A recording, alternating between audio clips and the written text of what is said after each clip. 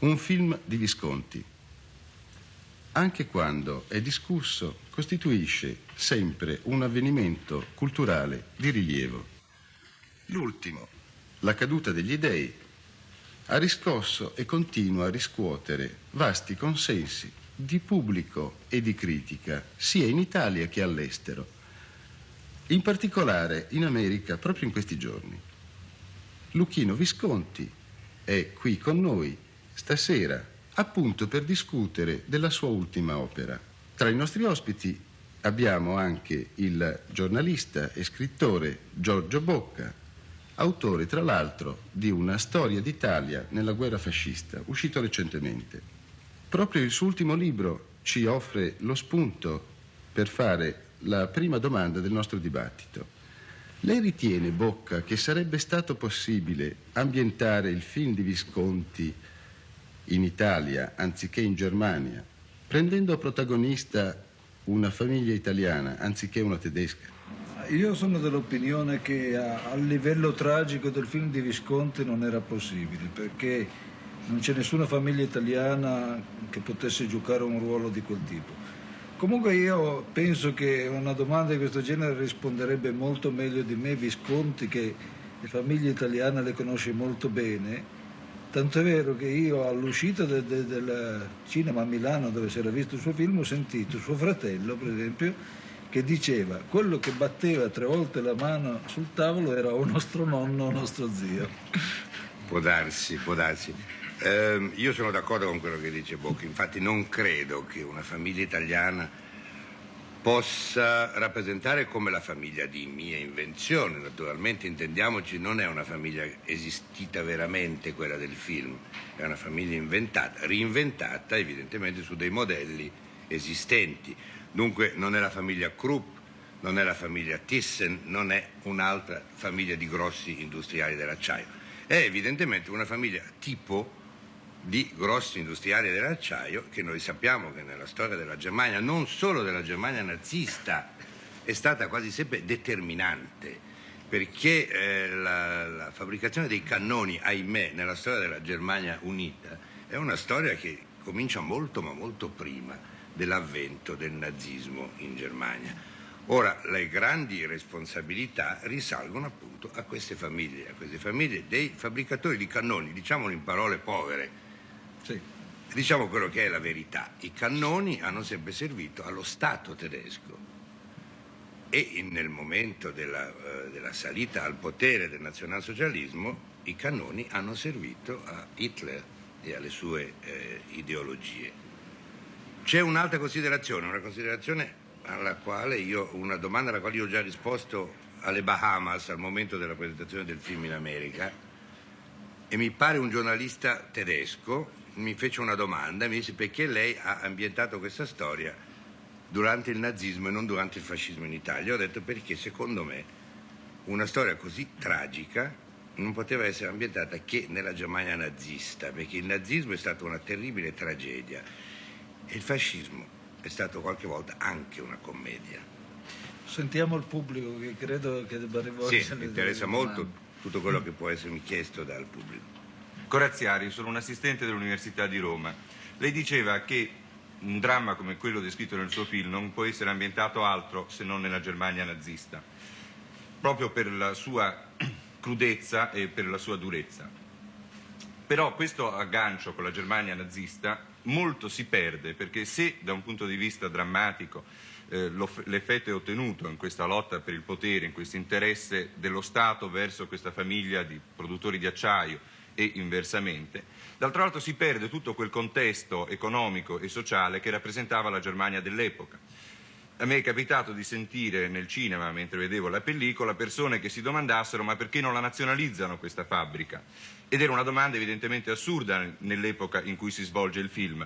Però tutto questo oggi non risulta chiaro, quindi la critica, se c'è, non si rivolge alla drammaticità del film, ma a quelli che potrebbero essere i suoi intenti didascalici o, diciamo così, di divulgazione o di propaganda verso un'idea.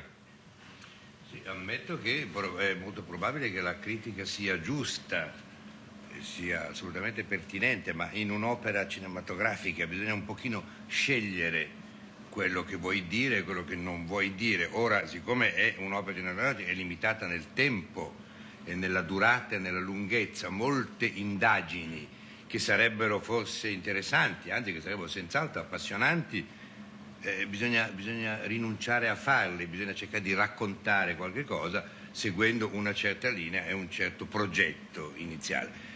È giusto anche il ragionamento perché non la nazionalizzano una fabbrica di quel genere. È successo dopo. Voglio dire, era qualcosa che era possibile, era già nell'aria, non l'avrebbe certamente potuto fare in quel momento Hitler. L'avrebbe fatto forse, se a guerra vinta avesse potuto continuare a governare la Germania. Per fortuna tutto questo non è avvenuto con lui. Ma, si potrebbe fare lo stesso discorso dicendo che lei in tutto il film evita il rapporto diretto fra la famiglia e i nazisti. C'è sempre questo personaggio del cugino che fa da mediatore. Che funzione ha questo? Dovrei rivelare un segreto. Ora, il personaggio di Aschenbach, che è proprio questo cugino che è già un gerarca nazista, mentre gli altri ancora non lo sono, mentre gli altri ancora brancolano nel buio ideologico, diciamo, e non hanno ancora preso una posizione chiara, è in un certo senso proprio l'elemento ispiratore. È, se vogliamo trovare un esempio preciso e che tutti conoscono, è le streghe del Macbeth, cioè quelli che possono prevedere quasi il futuro, l'avvenire e il destino. Ora, in un certo senso, ho voluto che Aschenbach fosse questo, fosse quello che anticipa un pochino le cose, gli avvenimenti, sia politici sia nella famiglia, sia privati. Lui sa, per esempio, che bruceranno il Reichstag. Oggi noi sappiamo benissimo che poteva saperlo, ma in quel momento no. In quel momento tutti hanno pensato che fosse appunto il famoso complotto comunista con l'olandese preso a capo espiatorio, mentre oggi noi sappiamo che è una cosa combinata da Göring. Ora Aschenbach lo sa. Aschenbach già all'inizio del film annuncia a Friedrich le sue possibilità, le possibilità che gli si presenteranno in quella notte che è una notte particolare, proprio perché il compito di Aschenbach è il compito del nazismo in seno alla famiglia. Era molto difficile creare dei rapporti più vasti e più completi, anche più approfonditi. Io non volevo fare un film politico, io volevo fare la storia di una famiglia, la storia di una responsabilità politica. Visconti, mettendo a fuoco il ruolo di Aschenbach, il cugino, in seno alla famiglia, ci ha dato un'altra chiave di interpretazione del film. Sentiamo ora altre opinioni. Marshall, sono il direttore dell'Istituto Culturale di Germania. Appunto, in questo momento vorrei fare una domanda nel senso storico. Il film comincia con la cena in onore del compleanno del vecchio Essenbeck, che coincide con l'incendio del Reichstag. Un altro punto culminante è il massacro delle SA a Bad Vissy. Ora, questi sono due punti ben precisi nella orrenda storia di questi anni. Io mi domando perché, dato che abbiamo una documentazione molto vasta di libri storici, questo non viene fatto vedere. Per esempio, questo massacro delle SA non è avvenuto a Bad Vissy. Lì furono fucilate, se non sbaglio, 2 persone. Il signor Heines, che era il capo della SA di Slesia, con un amico. Hitler stesso si recò lì a prendere Röhm, che poi, assieme a quasi tutti gli altri capi della SA, fu fucilato a Stadelheim, a Monaco. Altri furono fucilati, assassinati a Berlino, dove Himmler e Göring, come si può leggere nel libro di Scheirer o di Höhne o di Fest, avevano già tutto predisposto. Ora mi sembra, se al momento che noi vediamo la targa Bad Vissy nel film, abbiamo le SA, abbiamo la faccia di Röhm, abbiamo gli SS, allora perché anche la storia del male non dovrebbe richiedere la sua propria filologia, insomma, perché non... Sì, ho capito, guardi, quello che posso dirle, forse lei è informato più di me naturalmente, no. Ma lei sa benissimo che il famoso massacro di Bad Viersé, se lei va a Bad Viersé adesso, non so da quanto tempo lei non va al vero Bad Viersé, perché il mio Bad Viersé è un Bad Viersé ricostruito in Austria, perciò non è quello vero. Al vero Bad Viersé lei non può nemmeno avvicinarsi all'albergo, al famoso Hans Bauer, che adesso si chiama Königin Elisabeth o qualcosa di simile. Ha cambiato nome, ha cambiato faccia, non si può nemmeno avvicinarsi con i fotografi, perché è rimasto questo complesso nei proprietari e anche nella cittadinanza. Difatti io ho tentato di fotografare l'albergo e poi sono andato a cercarmi un albergo che assomigliasse a quello da un'altra parte. Questo perché il famoso eccidio è avvenuto a Bad Viersé. Lei sa che Hitler ha annunciato al Reichstag o al nuovo Reichstag, che non era più quello, l'eccidio e ha annunciato 100 e tante vittime, 106 mi pare vittime. Sì, scusi, è vero. Oggi è provato che furono 1100. Ma non a Bad Viersé. A Bad Viersé in gran parte. Molti dei capi furono portati a Monaco, come lei ha detto giustamente, e furono uccisi il giorno dopo, o furono uccisi la mattina dopo, o furono uccisi 2 giorni dopo, e questo non ha importanza. Ma molti sono stati uccisi nell'albergo stesso, nelle camere stesse, furono uccisi direttamente. Ora lei mi dirà, ma lei ha esagerato, lei ha fatto addirittura una carneficina. Ho fatto semplicemente il minimo che potevo fare, perché io volevo a un certo momento raccontare, volevo raccontare una carneficina. Io devo fare del cinema a un certo momento, cioè devo con le mie immagini raccontare certi fatti e dare certe impressioni. In quel momento io avevo bisogno di dare un'impressione di sgomento quasi, cioè che dei tedeschi uccidessero degli altri tedeschi in quel modo. Ma scusi, è sicuro una cosa che lo stesso Röhm è stato fucilato nel carcere di Stahlheim alle ore 18 del 1 luglio 1934. Certo, ma io lì non faccio vedere la faccia. No, ma dove è Röhm ammazzato? Nel mio lei vede Röhm ammazzato? No, non ammazzato, ma vediamo la faccia, insomma, quindi nel massacro vediamo la faccia grande dell'arrivo. È da presumere... Sì, è da presumere che l'abbiano preso, ammazzato, portato via. Io quello lì non sottolineo la cosa. A me interessava di uccidere Costantino nella notte dei lunghi coltelli. Io seguo la mia storia, capito?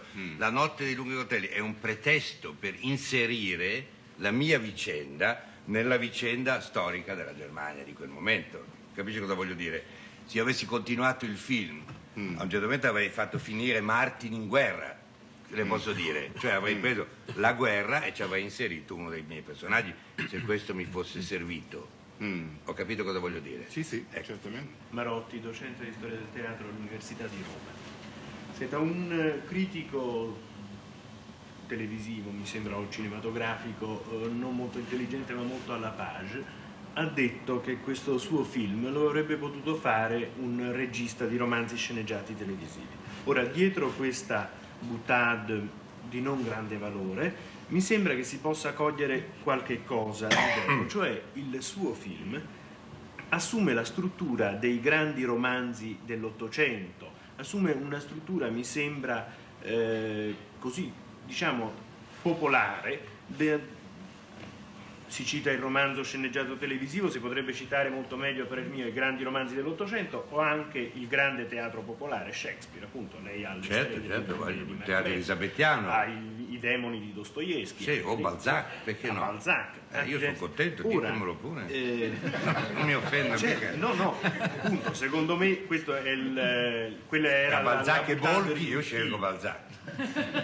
Certo. Pur ammirando Borghi. Però mi sembra appunto di cogliere questa verità, cioè che il suo film assume una struttura popolare di grande romanzo. Ora, naturalmente penso che questo sia perfettamente cosciente in lei. Assolutamente. Ecco. Questo però porta anche, a parer mio, a una riduzione del significato strettamente storico e politico. Lei giustamente ha detto che non voleva fare un film politico. Secondo me questa è una tragedia, quello che lei fa. Lei è d'accordo su questo, su questa opposizione fra tragedia tout court e film politico?